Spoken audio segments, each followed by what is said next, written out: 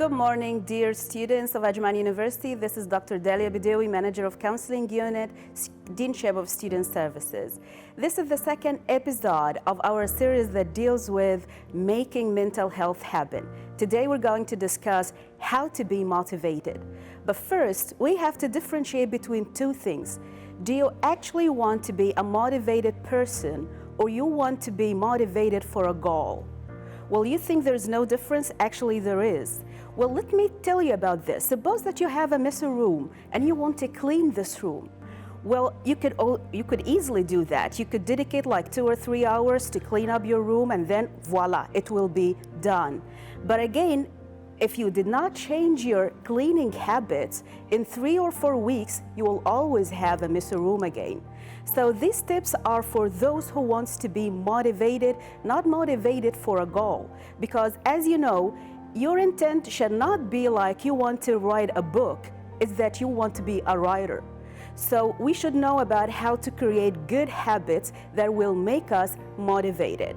You could apply this to anything that you want. After that, you could apply this when you want to be motivated for a specific purpose, for the exams, especially at this period. I know that we're all having exam times, and that makes us really anxious sometimes. So how to be motivated during this time of the year where we have to be stuck at home and we're not feeling well when we wake up in the morning, we're not feeling motivated to work. So I'm going to give you a list of 5 things that could help you how to be motivated during exam times. Number 1, clean up your study space.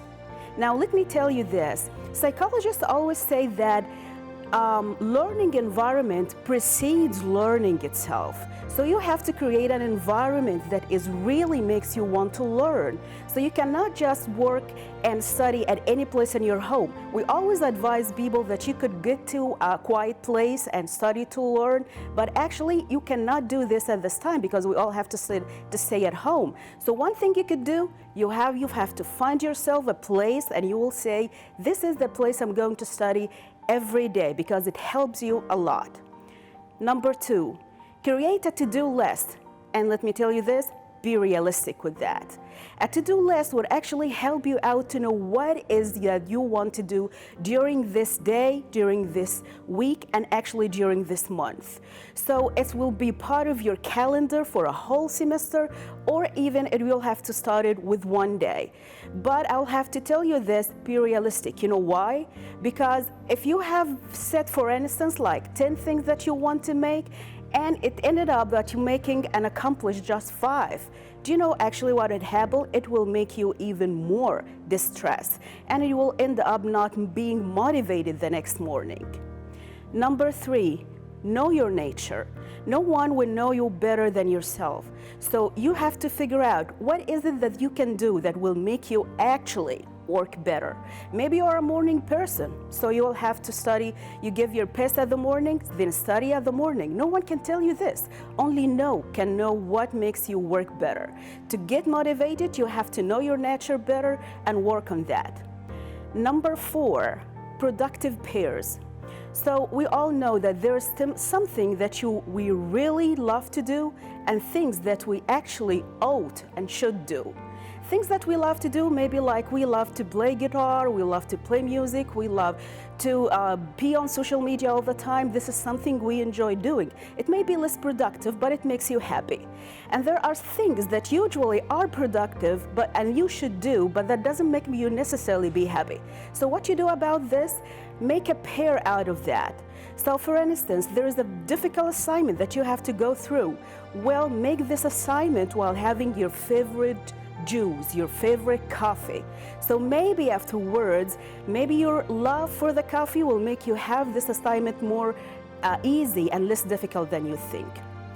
Number 5, time blocked. You know what that means?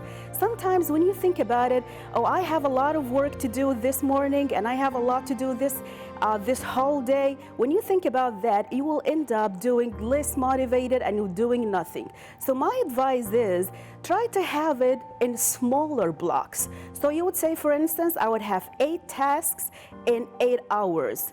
So now I would have to do with that task number 1, it will take me now 1 hour. No, you don't have to look at the clock all day, but you will actually see, it will set yourself when to start and when to end. Now, believe it or not, you will find out that at the end of the day, you have done a lot and you have been really productive. Well, I hope these 5 tips have been helpful for you. This could actually help you to fulfill a purpose and to get you as a motivated person, not for a goal, but as a motivated person. So again, thank you. This has been our Help for You today from Counseling Unit. And do not hesitate to contact us if you need anything. You always know my phone number, my contacts are always there on our website. Thank you, and I'll see you on the next episode. Have a good day.